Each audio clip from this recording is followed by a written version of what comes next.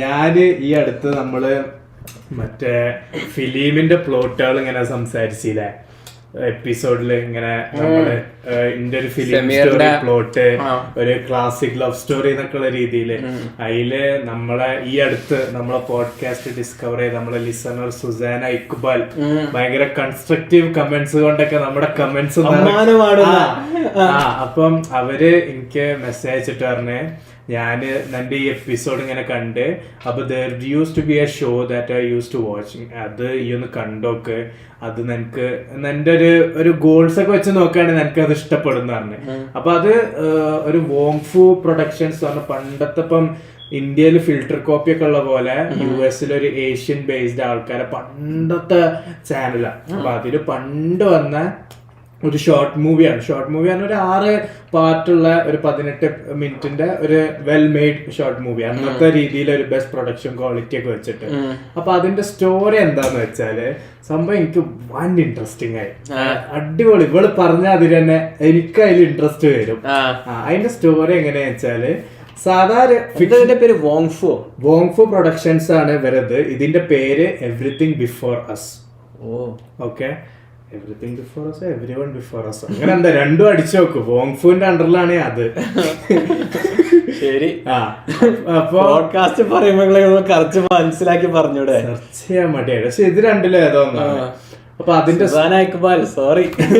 Story എന്താന്ന് വെച്ചാല് ഒരു ഫിക്ഷണൽ സ്റ്റോറിയാണ്. ഒരു സൊസൈറ്റി, ആ സൊസൈറ്റിയിൽ ഇതാണ് നോർമല്. അപ്പൊ നമ്മൾ പൊതുവെ നമ്മളിപ്പോ ഒരു ജോലിക്ക് പോകുമ്പോ നമ്മളെ മാർക്ക് അല്ലെങ്കിൽ നമ്മളെ എക്സ്ട്രാ കരിക്കുലർ ആക്ടിവിറ്റീസ് ഇതിന്റെ ഒക്കെ ഒരു ഫാക്ടറും ചിലപ്പോ ഒരു ജോലിയിൽ നമ്മളെ ഒരു സാധ്യതകൾ കൂട്ടും, അല്ലെ ലൈഫിലൊരു ആസ്പെക്ട് ഉണ്ടല്ലോ. അതായത് ഇപ്പൊ എല്ലാവരും പറയും നിങ്ങളെ 10th മാർക്ക് അല്ലെ 12th മാർക്ക് വളരെ ഇമ്പോർട്ടന്റ് ആണ്. ആൻഡ് ഇൻ എ വേ ചിലപ്പോൾ ലൈഫിന്റെ ഏതൊരു ഭാഗത്തും ഒരു സൊസൈറ്റിയൽ നോംസ് വെച്ച് നോക്കുകയാണെങ്കിൽ എല്ലാവരും പറയും നിങ്ങൾക്ക് ഇത് എല്ലായിടത്തും ആവശ്യം വരും, അങ്ങനെയാണ് ജീവിച്ചു ഉപകാരപ്പെട്ടിട്ടുണ്ട് കുറെ. അതേമാതിരിയുള്ള കൺസെപ്റ്റ് ആണ് ഇതിൽ ഇമോഷണൽ ഇന്റഗ്രിറ്റി എന്ന് പറയുന്നത്. Emotional integrity, intelligence, emotional integrity. അത് സംഭവം എന്താന്ന് വെച്ചാല് നമ്മളെ ഡേറ്റിംഗ് ലൈഫിന് ഒരു സ്കോർ ഉണ്ട്. അതായത് നമ്മളിപ്പം ഫോർ എക്സാമ്പിൾ ഇത് മെൻഷൻ ചെയ്തിട്ടില്ല, പക്ഷെ കണ്ടപ്പോ എനിക്ക് തോന്നിയത് ചിലപ്പം ഇപ്പൊ ഡേറ്റ് ചെയ്യാത്ത ഒരാളും ഡേറ്റ് ചെയ്യുന്ന ഒരാളും എല്ലാവർക്കും ഒരു ബേസ് സ്കോർ ഉണ്ടാവുമായിരിക്കും.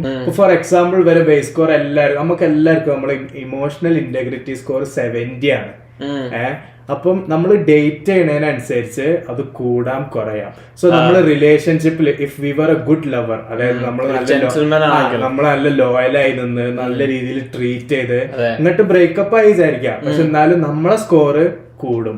പക്ഷെ നമ്മളിപ്പോ റിലേഷൻഷിപ്പിൽ ചീറ്റ് ചെയ്യുക അല്ല റിലേഷൻഷിപ്പ് നമ്മൾ വളരെ ബാഡ് ആയിട്ട് കൊണ്ടുപോയാല്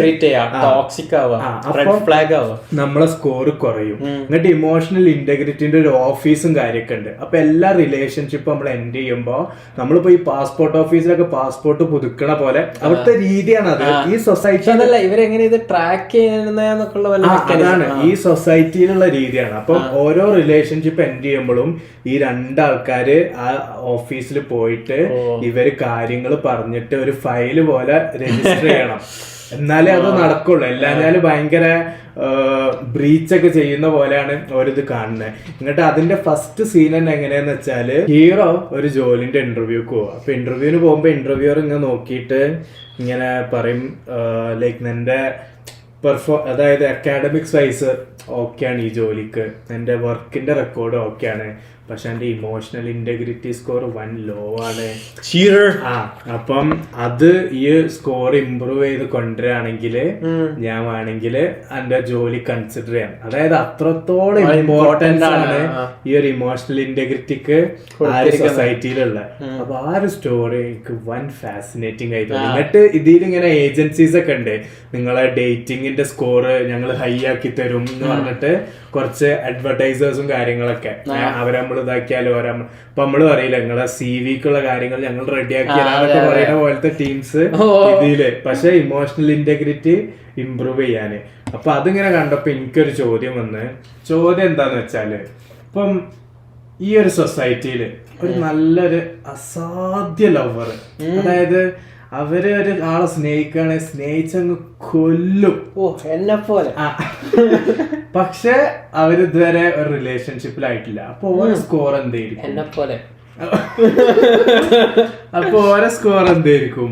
അതാണ് എനിക്ക് എന്നോട് ചോദിക്കേണ്ടത്. ലൈക്ക് അതെങ്ങനെയാണ് നമ്മൾ ചെയ്യുക, അല്ലെങ്കിൽ what do you think will be the take there? അവന് അവന്റെ ആ സ്കിൽസ് അപ്ലൈ ചെയ്തിട്ടില്ലല്ലോ, അവന് ബേസ് സ്കോറിൽ തന്നെ നിൽക്കും. എന്തൊരു ഇൻജസ്റ്റിസ് ആവില്ല. എങ്ങനെ അവന് അപ്ലൈ ചെയ്താൽ അവന് ആ സ്കോർ കിട്ടും. അതന്നെ. ഇപ്പൊ ഞാൻ ഒരു കാര്യം പറഞ്ഞേ, നീ അല്ല ഞാൻ ഒരു കാര്യം പറഞ്ഞുതരാം. നമ്മൾ ചെറിയ കുട്ടി ആയ ടൈമില് നമ്മൾ ഇങ്ങനെ കേൾക്കാറുണ്ട്, ഇന്ത്യയിൽ ഒരു 10 വയസ്സുകാരന് IQ ഇത്ര നമ്പർ, IQ ഇത്ര നമ്പർ എന്നൊക്കെ പറഞ്ഞിട്ട് ഇങ്ങനെ നമ്മൾ ചെറിയ കുട്ടിയാകുമ്പോഴേ നമ്മൾ കേൾക്കുന്നതാണ്. ഇന്ത്യയിൽ ഏതോ 10 വയസ്സുള്ള ചെക്കന് ആൽബർട്ട് ഐൻസ്റ്റൈനേക്കാളും IQ എന്നൊക്കെ പറഞ്ഞിട്ട് നമ്മള് എത്രയോ വർഷങ്ങളായി കേൾക്കുന്നത്. IQ കുറച്ച് ക്വസ്റ്റ്യൻസ് ഉണ്ട്. IQ കൂട്ടാൻ, IQന് ഒരു ടെസ്റ്റ് എടുക്കാം നമുക്ക്. അപ്പൊ നമുക്ക് IQന്റെ റിസൾട്ട് വരും. എന്നിട്ട് നമുക്ക് ആ ടെസ്റ്റിന് വേണ്ടി പഠിച്ചാല് നമുക്ക് IQ കൂട്ടാൻ പറ്റും, ആ ടെസ്റ്റിലെ സ്കോർ. എന്നിട്ട് അപ്പൊ നമുക്ക് IQ കൂടുതലാന്ന് വരും. അപ്പൊ ബേസിക്കലി IQ ഒരു പെർഫെക്റ്റ് ജഡ്ജ്മെന്റ് അല്ല, ജസ്റ്റ് ഒരു എക്സാം. അങ്ങനെയാണ് സംഭവം. അപ്പൊ നമ്മൾ ഈ 10 വയസ്സുള്ള ഇന്ത്യക്കാരൻ ഇത്ര ആൽബർട്ട് ഐൻസ്റ്റൈനേക്കാളും സ്മാർട്ടാണ്, IQ ഉണ്ട് എന്നൊക്കെ പറഞ്ഞിട്ട് ഇവരെന്നിട്ട് എവിടെ? ഇവരെ കുറിച്ച് പിന്നെ നമ്മളൊന്നും കേൾക്കാറില്ല.